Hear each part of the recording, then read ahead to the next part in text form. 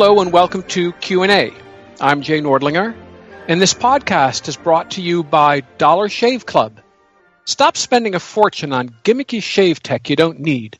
Make the smarter choice by joining Dollar Shave Club.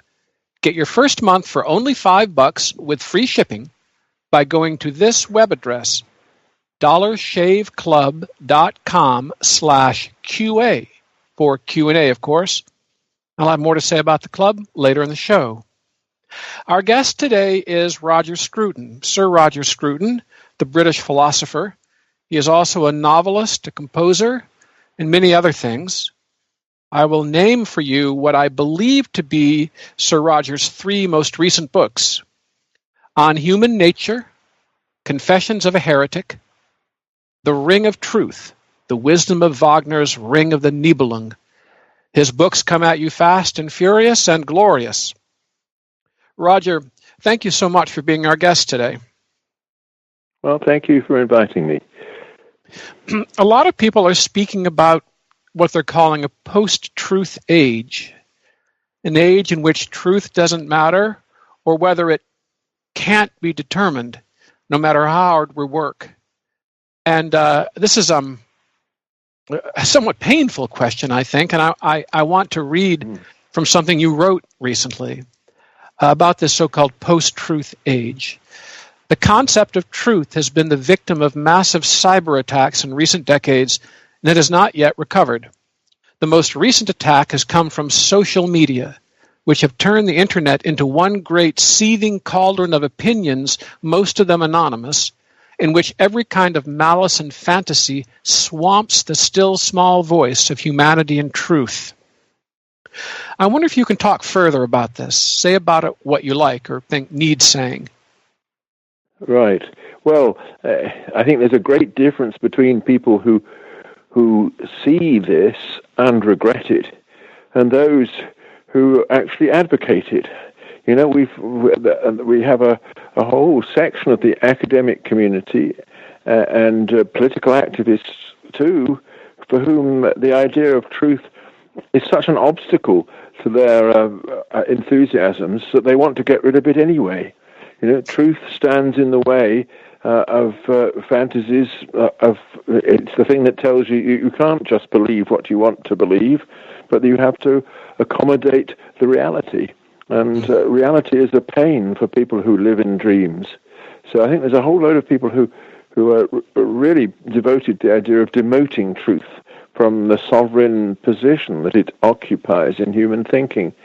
We've seen this in the whole deconstruction mania, in literary criticism and so on. We've seen it in a lot of the humanities, in the Richard Rorty's pragmatism, all the kind of relativism that you're familiar with from American university campuses, and that kind of deliberate rejection of the idea of truth is something that I think most ordinary people would feel is extremely dangerous and also unwarranted, and I would agree with them. The great problem is how do you rescue truth from this prevailing culture of fantasy? And there, I think this is something that we all have to cooperate about. My own feeling is that, of course, in the natural sciences, it's absurd to think that they could proceed at all on the assumption that there was no truth. The sciences are an exploration of the world as it is, the world as it is presented in our experience, and there is a well-established cooperative endeavor of actually finding out what the truth is. The real problem comes with all the remaining areas of human knowledge, the non-scientific areas to do with culture, art, religion, morality, and so on. It's there that we have to work very carefully to come to some kind of cooperative endeavor in pursuing what is not just true for me, but true for all of us. Of course, sometimes you have to stand alone or almost alone, and you're willing to do that. Sometimes cooperation is hard to get. But I think of a Absolutely. wonderful old saying, one on the side of God is a majority. great. Yes, that's wonderful. Let's talk about a particular person who's very important here in America and in the world, and that's the president. And I want to quote you on him from the piece I quoted earlier. This extraordinary person, whose thoughts seem shaped by their very nature to the 140 characters of a tweet, makes no distinction between the true and the false, and assumes that no one else makes such a distinction either. When I read that, I thought, A, it's depressing, and B, it's true. I see it played out all the time, including people I know well and even love. Right. Well, I mean, it was impertinent of me to give opinions about your president, who, after all, let's face it, he's under massive unfair attack as well from all the left liberal media, which naturally would incline someone like me to feel some sympathy for him, having suffered the same kind of attack myself. But on the other hand, the whole idea of trying to govern a great country by issuing tweets is, to me, you govern a country not in that way, but by sitting down with a body of your counselors and advisors and discussing things carefully and trying to come up with a considered opinion, which is a very different thing. Mm. It's been a little bit dispiriting to me to hear from friends and allies and comrades the quite forthright admission, I don't care whether Trump lies. He's a blunt instrument against the left. And they're just indifferent to lies. And it's surprising to me from people who once placed so much emphasis on character, honesty, and indeed virtue. Yes. Some people act as though those things are luxuries we can't afford in this perilous age. Yes, well, I hope that is not true. I think we can afford these luxuries, and one has these blips where people have to hold on to the truth through all the difficulties, and it's only because there are people who refuse to concede the battle that the truth survives. But it has survived, and one should look back and take courage from the fact that that we won through. If you think of the 17th century in our country and your country too, think of the witches of Salem and so on. All that was going on, this mass hysteria that rampaged through the minds and feelings of people in the Protestant countries.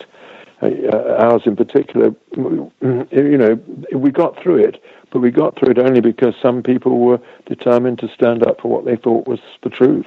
Mm. Roger, I was moved by something you wrote, and I believe I understand it, and I know it's true, but I would have a hard time saying why. Anyway, I want to read this for our listeners and have you speak about it. It's about Ken Minogue, the late Kenneth Minogue, the political scientist who started out in Australia and spent his career in London. Recently, a collection of essays by him, by Minogue, was published, and I reviewed it or commented on it, and I quoted you. This is what you said about Ken Minogue upon his death. In many ways, he was a model of the conservative activist. He was not in the business of destroying things or angering people. He was in the business of defending old-fashioned civility against ideological rage, and he believed this was the real meaning of the freedom that the English-speaking peoples have created and enjoyed. For Ken Minogue, decency was not just a way of doing things, but also the point of doing them. Would you mind expanding a bit? It's a lovely thing to say about someone. It should be true of all of us. Well, yes. It's a long time since, of course, I've wrote that. So, the idea of decency is an extremely important one. And it is fundamental to the sort of worldview that you and I share. That we don't construct our worldview out of ideological nostrums. It's not that we're in this world to pursue some goal to create some utopia which we want to impose upon the rest of humanity. We're here to accommodate our own being to the being of others. This is something which I think Ken was very good at doing. He would always be in dialogue with those who disagreed with him, rather than in confrontation. And he sought that dialogue wherever he could. And that's part of what is meant by decency, and also the respect for fundamental norms of moral behavior, which enable one actually to begin that kind of dialogue. Wonderful. I want to jump around a bit today with you, Roger, if I may. I know you have your own problems in Britain, so you may not be up on every tick of our problems here in the United States. But the right, the American right, your friends, we, are in turmoil and schism and something like civil war. And we're even debating the real civil war with a capital C and a capital W. It's odd that this has come up in recent days. And one of the things were patriotism and nationalism, or if you like, patriotism versus nationalism. It's, of course, a very, very old theme. The goons in Charlottesville on the right recently chanted blood and soil, along with the phrase, the Jews will not replace us. And some conservatives said that's nationalism. That's what we're warning about. And other people said, no, that's not nationalism. And don't besmirch the good name of nationalism with that. Could you speak about this for me, would you? Yeah, actually, Ken Minogue was very eloquent on this subject of the distinction between nationalism and patriotism. Oh, yes. He saw nationalism, at least the kind of nationalism we have seen in the 20th century in Europe, as a kind of ideological disease, an attempt to replace religious feeling with a rival concept, an idol. The idol being the nation which can do no wrong and for which all sacrifice is justified, and which is based on some kind of exclusive claim to territory and possession of things. And he contrasted that with patriotism as the natural loyalty that we feel towards the place that is ours, and the loyalty which prompts us to defend it when it's under attack, and a proper and civilized form of government within that territory. And I agree with that distinction. But of course, patriotism, although it in that sense is contrasted to nationalism, it's not against the idea of the nation. On the contrary, it's a way of accommodating that idea of accepting, that we are bound together as a nation. We're bound together by the fact that we share a territory, a legal system, a form of sovereignty, a language, and customs and ceremonies which bind us each to each. That is a basic fact of human nature which we must recognize, and which people on the left, on the whole, don't recognize. They want to sweep away, or many of them want to sweep away that idea of the nation as our primary form of loyalty and replace it with a multinational, multicultural, global conglomerate of essentially of nothingness. Roger, I wonder if that answers your question. It does, and neatly. I wonder if you're quite comfortable with the phrase "America First," which has been revived here. It was discredited for so many years by the Lindbergh movement, the America First movement, the isolationist and anti-Semitic movement, and then Pat Buchanan revived it or tried to revive it in the 1990s. Didn't go anywhere, and the White House. And people on the right are always telling me to think of America First benignly, but it's hard for someone who grew up with it, grew up thinking of it in a different light, to adjust. Yes. Well, we don't have an equivalent of that, of course, in Britain, although we do have the memory of empire, of course, in which that sense of priorities was very much on display. But I think there are two different ways of interpreting the slogan. I think that the reason why Trump did so well out of that slogan was that he appealed at the time to people who really felt that their interests had been put second to the interests of people from elsewhere. Yeah. The interests of illegal immigrants, of people in countries which had shown no ability either to govern themselves or to take a compassionate interest in their neighbors and so on. And I think a lot of ordinary indigenous Americans thought to themselves, well, that's all very good, but what about us? And interpreted in that way, I think is perfectly harmless. That is the duty of a president and of a government to put the citizens of the country first, to make sure that their situation is acceptable to them, and then, having secured security at home, then to look around at the rest of the world and see how one might help people who are in distress. But that should come second. Roger, do you think that the people we're talking about were right to feel as they did, or were demagogic politicians stoking false grievances? There's always a bit of the stoking of false grievances, of course, but I suspect that many of the grievances that Trump drew upon were real. Yeah. And let's face it, there has been a domination of opinion and the media and certainly the educational system by a kind of liberal fanaticism which has not made room either for the values or the sacrifices on which ordinary American lives depend. Well, that's for sure. Roger, I'm going to give you some words that have been in the air a lot in the last 2 years. Mm-hmm. Globalists, elites, cosmopolitans, and those words to me have a smell about them, and I wonder whether your nose detects the same thing, or do you think they're relatively benign? Jolly interesting.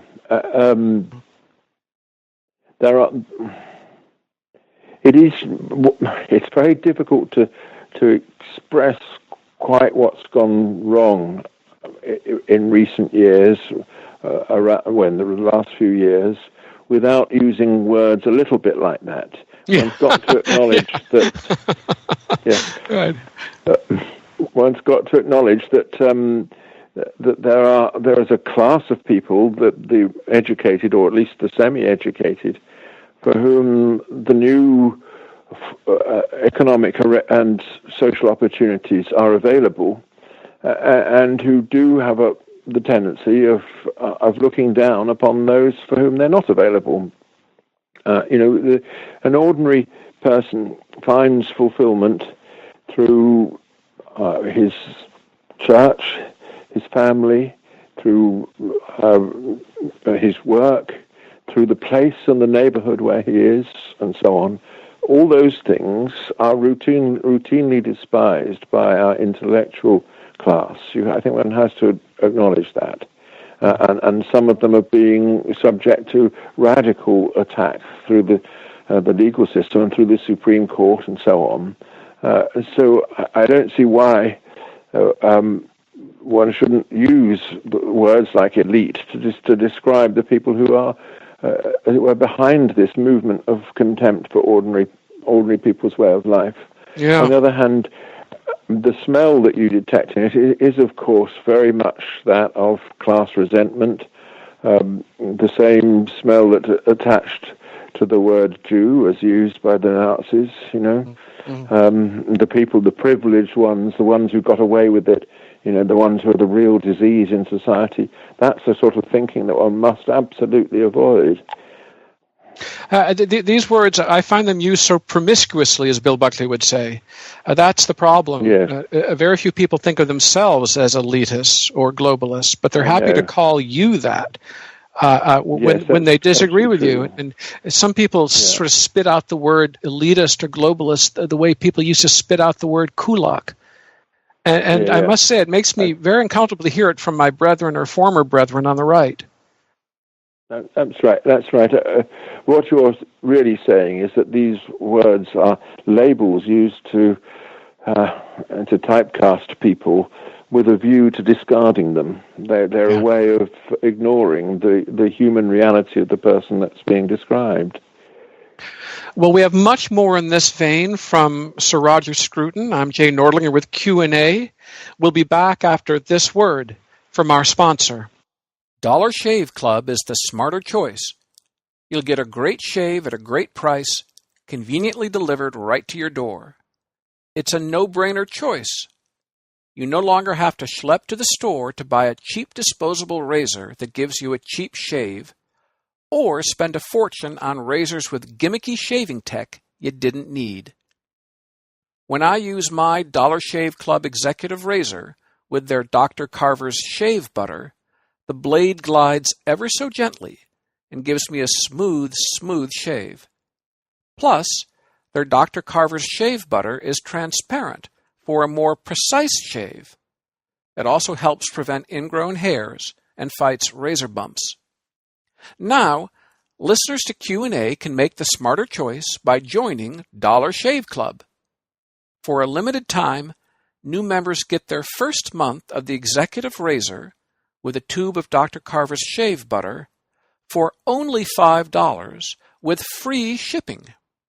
After that, razors are just a few bucks a month. That's a $15 value for only $5. In your first month box, you get an awesome weighty handle, a full cassette of 4 cartridges, and a tube of their shave butter. After your first month, replacement cartridges ship automatically at their regular price. There are no hidden fees and no commitments. Cancel anytime you like. You can get this offer only at the following web address: dollarshaveclub.com/QA for Q&A, of course. Again, that's dollarshaveclub.com/QA. Happy shaving and be smooth. I'm Jay Nordlinger with the Q&A podcast.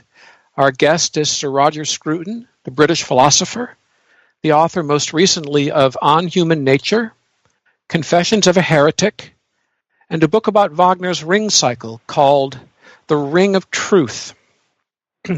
Roger, I know a lot of people, and you know a lot of people, who admire people such as the following: Marine Le Pen, Viktor Orban, Nigel Farage, the so-called Freedom Party in Austria, the government in Poland. Some go as far as Assange and Putin, and they call themselves conservatives. Are they, or are they something else, or should we completely avoid definitional wars or even discussions over the word conservatism? Well, I think my life's work, in a way, has been an attempt to define the word conservatism and to rescue it from being a term of abuse to being instead a description of a coherent political philosophy and social outlook. So whether all those people can be described in that way, of course, is completely different. I think lumping them together is equally wrong. They're all very different. Yeah, you're right. It was a big generalization. Someone like, yes, Assange, for instance, is a kind of autistic troublemaker who has no respect for any kind of order whatsoever. Putin is an old-fashioned Russian autocrat who wants to maintain in being the power network established by himself and his colleagues in the KGB, and so on. There's all kinds of differences between the people. So I would say, let's not lump people too much together, but try and see what they're trying to achieve locally and in the context of their actions. I was talking more about that. I was talking more about their admirers really than about themselves. Yeah, people tend to admire that group as a group of real conservatives or nationalists or people sticking up for blood and soil and the like. Yeah. Well, I think I'm I'm on the side of Marine Le Pen when she speaks up for the old idea of France, the spiritual idea of France. But having said that, there's nothing else that she can add to it, and her actual her political philosophy is just half-baked. By contrast, Viktor Orban is somebody who doesn't merely have a clear idea of Hungary, but also has a very clear and practical political manner to him, which has secured large-scale popular support. So he's a very different figure. He is a nationalist, that is true. Roger, let's talk about Russia and Ukraine. This is an issue that's being debated on the right here in America currently, whether to provide arms to the Ukrainians, for example. And I know people who are conservatives of a kind who say Ukraine will, one man said to me, a colleague of ours, Ukraine will revert to Russia as is the historic norm. And you shouldn't worry about it. That's the way it ought to be. Other people say, no, this is nonsense. They have a right to their independence, their sovereignty. They're a separate people, a separate culture, a separate language. And people like Putin shouldn't be allowed to redraw borders by force. How do you think about this issue of Russia and Ukraine? Yes. I think there's truth in both these views. There is undeniably a kind of norm in that part of the world according to which a Russian imperial settlement is established as the default position, and I think that has been true with Ukraine.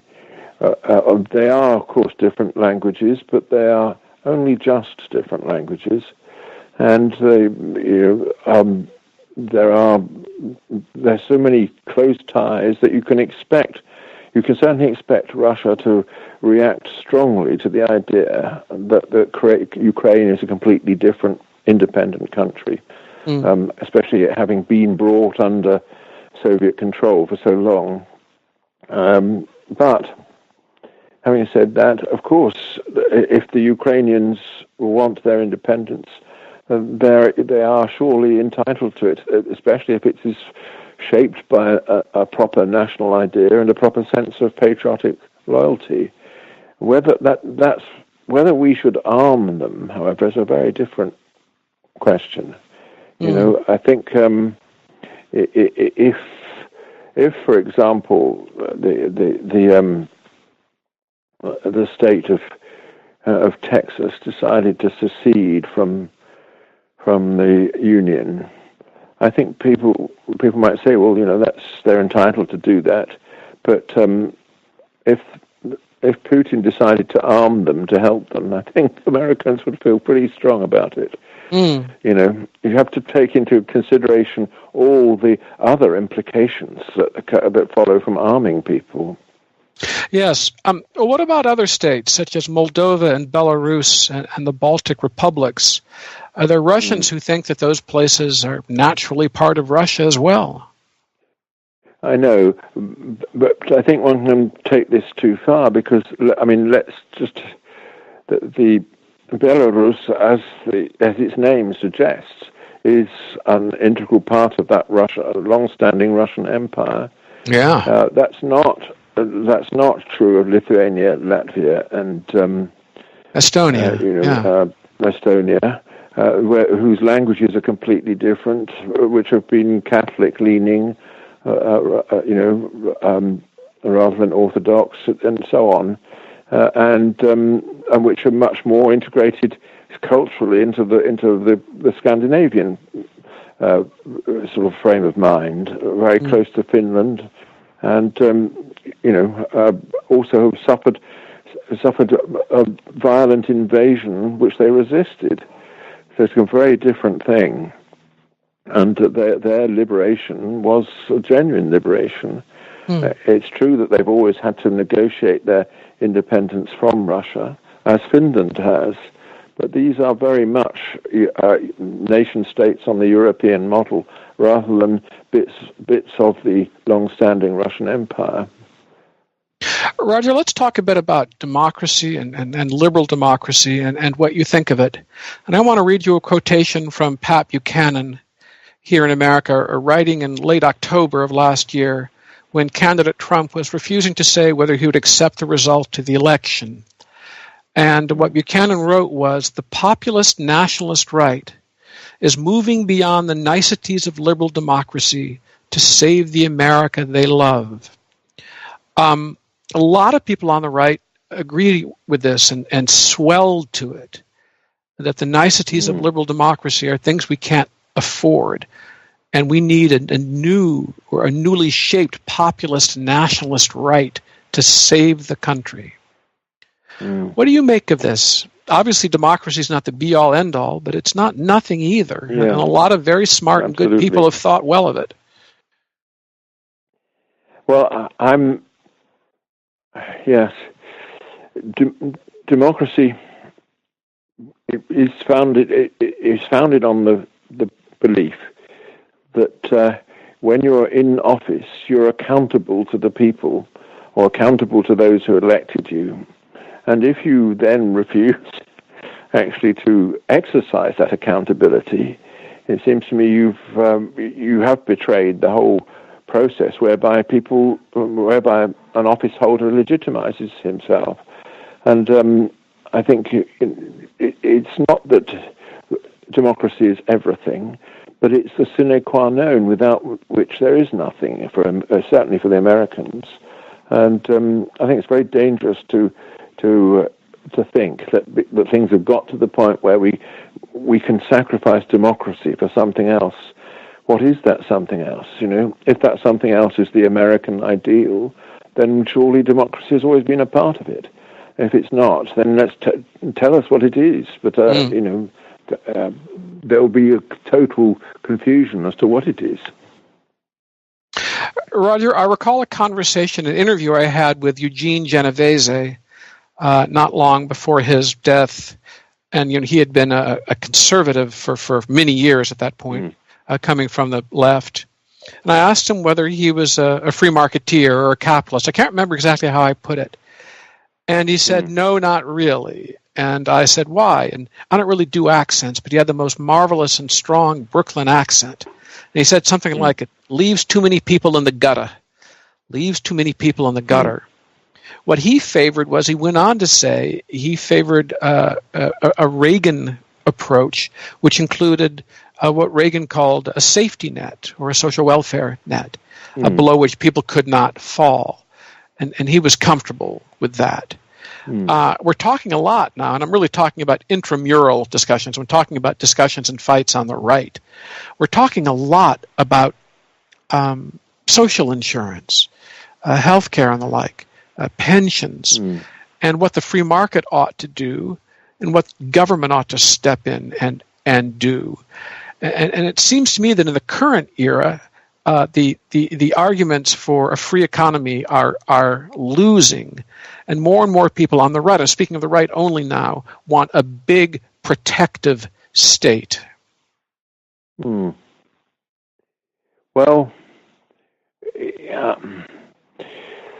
this argument is, of course, being conducted in Europe too, and here in Europe we do have examples of the big protective state, in which the state is the major participant in all economic activity. France is a very good example of this.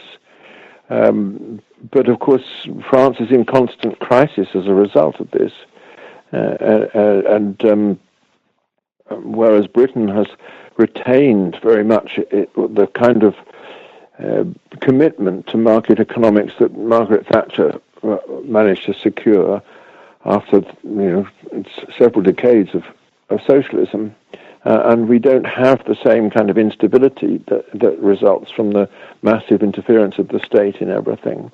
So I would say that although I agree with Reagan that there has to be a safety net, I would say that the safety net is as far as the interference should go. That's to say, as far as the state should go in entering into the economy as a redistributive organism. On the other hand, I also think that unfettered capitalism has huge costs as a downside to it. One must be prepared to control it. And the global economy, which puts the assets of one country in the hands of mafia in another, is something which is seriously threatening to all of us. And capitalism can go in that direction if we allow it.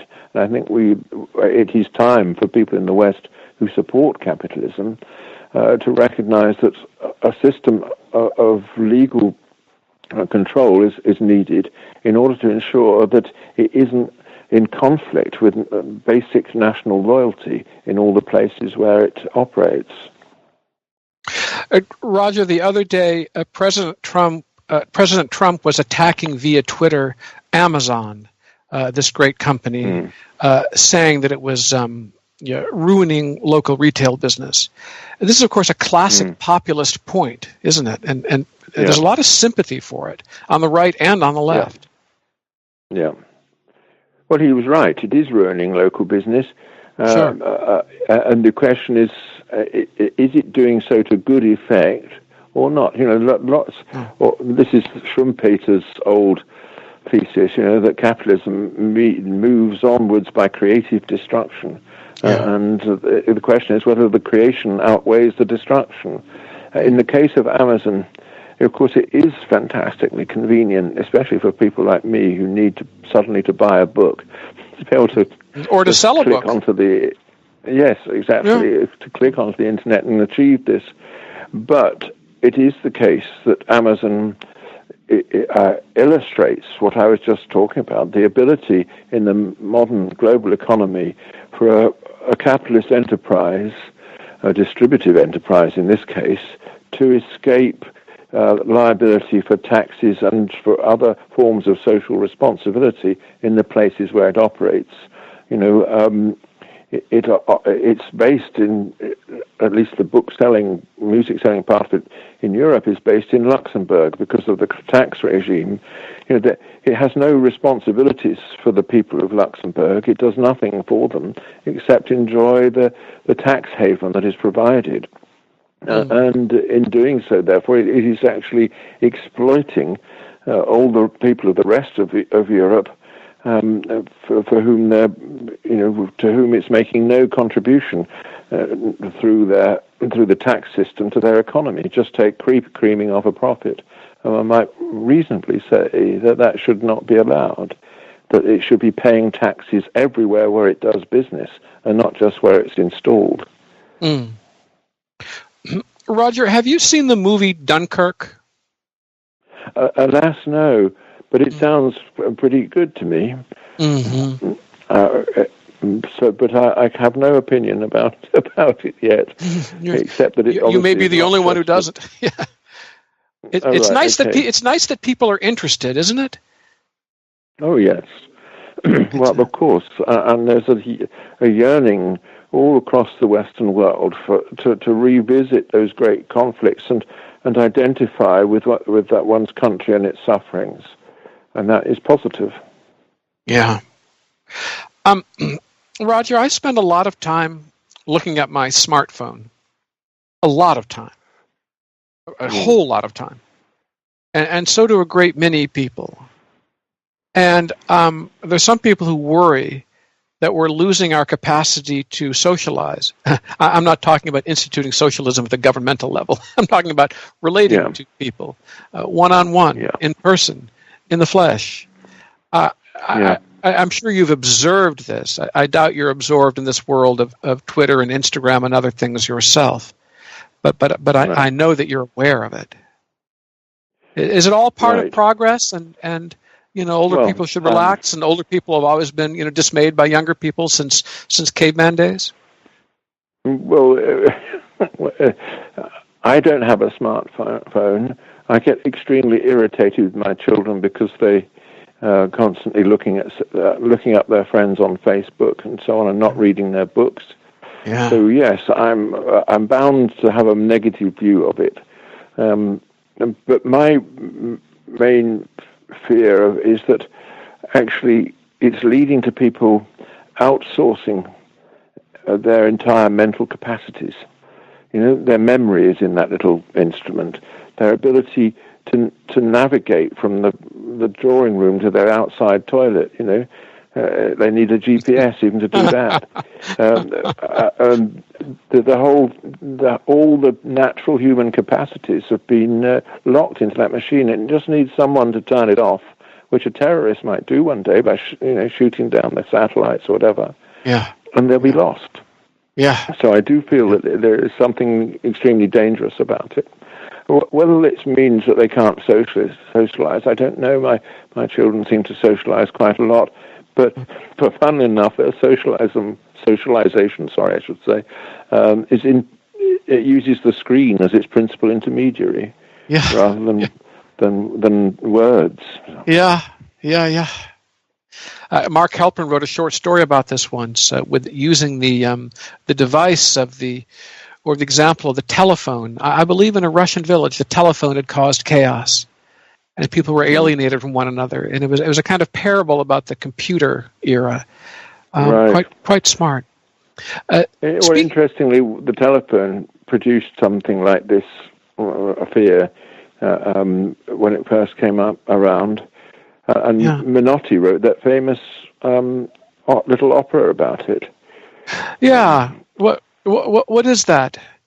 It was an opera in which a man comes to propose marriage to a woman, and she's constantly interrupted by the telephone with inane conversations, as he wants to go to press to the crucial point. That's right. It's not the medium. Was it the Old Maid and the Thief? His television opera? Oh, it's called the telephone. It's called the telephone. Right, I got it. It's called the telephone. Yeah, call That's the right. And then finally he leaves and telephones her, and then he can make his declaration. Right, got it. 1947. Never seen it or heard it. No, it's not bad actually. Menotti was the lifelong companion of Sam Barber. Besides Samuel Barber, and wrote the libretto for Samuel Barber's opera Vanessa, which is actually a great masterpiece. It certainly is. It certainly is. What music have you been listening to lately? What music has claimed your attention? Are you still in Wagner world following your book? Right. I've been listening a lot to Ottmar Schirk, the Swiss 20th century composer, who was a late tonal composer, but very impressive. How do you spell his last name, Roger? Schoeck. Oh, I think. I'll be darned. He's unknown to me. Yeah, look him up. There's some really good stuff. One of the great things about YouTube is you can rectify your ignorance straight away. Isn't it amazing? I've just written a little paean to YouTube, which I regard as the greatest invention since the wheel. Roger, I had it's just brilliant, and I gave several examples of what a boon it is to life. But sometimes it can be disheartening because YouTube can contradict your memory by preserving some historical event, and it's not the way you remembered it and that you would have preferred it to be. Right. I ran into that a couple of times, including musical performances. So I was delighted to find I have a memory of a concert, a piano recital, I heard Alice de la Rocha give in my hometown of Ann Arbor, Michigan, I believe in 1976. I'd have to look it up. And some of it is online. And I was so relieved to hear that it was as good as I remembered. Right. Well, there's a downside to YouTube in that whenever you give a lecture, people now will film it and then put it up on YouTube in order to claim their little bit of your presence, and then there you are, immortalized with all your mistakes and your bad grammar and your rudeness. You can't get away from it. You can't get away with things. I know. It's just, and I've talked to a lot of musicians about YouTube, and they have very mixed feelings about it. Including 5 days ago, I interviewed the young Greek conductor who works in Russia. His name is Theodor Kurensis. And I said, what about YouTube? He said, well, to me, it's like a knife. You can cut your bread with it, or you can kill someone with it. It all depends on how you use it, he said. Right. Let's close now with some literature. I had what to me was a surprising exchange with Norman Podhoretz on this program. Norman is someone, there's never been someone who's loved the English language more. He is so steeped in the language and its literature. He's absolutely besotted with English and thinks it's the greatest language ever devised, and he's so grateful to have been born into English, etc. So he so surprised me when he said that in his judgment, Anna Karenina is the greatest novel. And he has just reread it for the umpteenth time. He said he's always invigorated by it. He finds new things in it. He is consoled by it in a way. In his view, it's the greatest novel. What do you think of that? And what are your candidates? Well, funnily enough, I would have put it probably at the top as well. Not maybe, there's some competitors. George Eliot's Middlemarch, but there are weaknesses in the George Eliot. There are no weaknesses in the Tolstoy. Every character is absolutely real, and engaged from the depth of his being in the story, and all the details are absolutely right. Now, okay, I don't read Russian, so I don't know how it sounds, but in prose, it's the rhythm of the unfolding of the story and the imagery that accompanies it which matters, less than the sound of the words. And I do think that Anna Karenina is at the very top of the of the achievements that novelists have, of novelists generally. I suppose I would say that Brothers Karamazov was up there with it, but also I'm a great admirer of Jane Austen's Emma and Madame Bovary, and also Ulysses by James Joyce. Those are all books that I read again and again. Anyway. Roger, is War and Peace markedly inferior to Anna Karenina? I've never read either, needless to say. Right. War and Peace I've just reread it, actually, and it is wonderful, but it doesn't have the formal perfection of Anna Karenina. It goes all over the place because it's trying, and it's got a kind of thesis which impedes the forward movement of the drama, because a thesis is an artificial thing that a novelist is imposing upon the world, and not a thing that grows from the world. Roger, I'll end by asking you this. Sometimes it's gloomy to read the news. I suppose it always has been, but you strike me as basically content, and not someone who fears for the future. I mean, like any thinking person, you have concerns, but you strike me as someone who is not panicked about the world. Am I right? Well, it would be nice if that were true. I do have moments of panic, of course. I think what we can't rectify everything.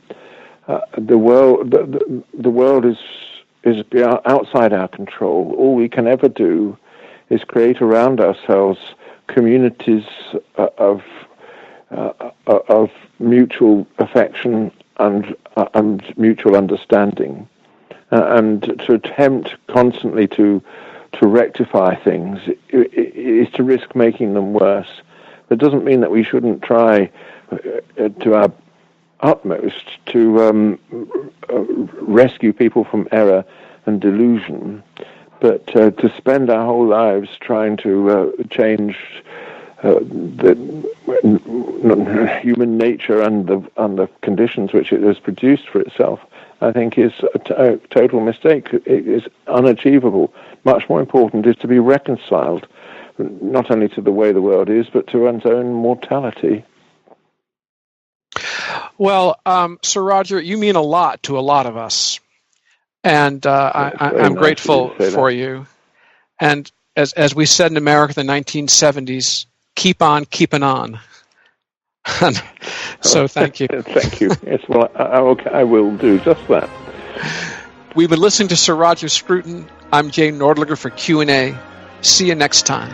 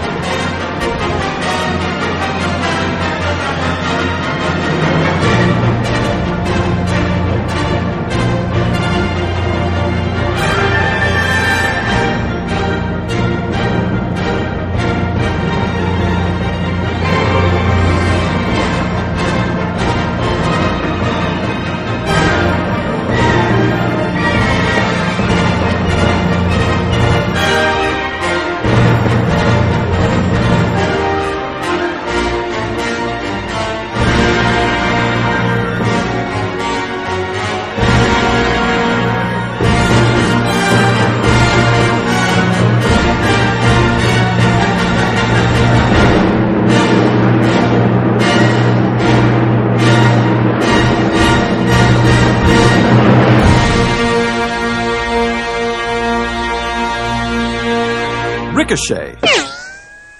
Join the conversation. Join the conversation. Join the conversation. Join the conversation. Join the conversation. Join the conversation. Join the conversation. Join the conversation. Join the conversation. Join the conversation. Join the conversation.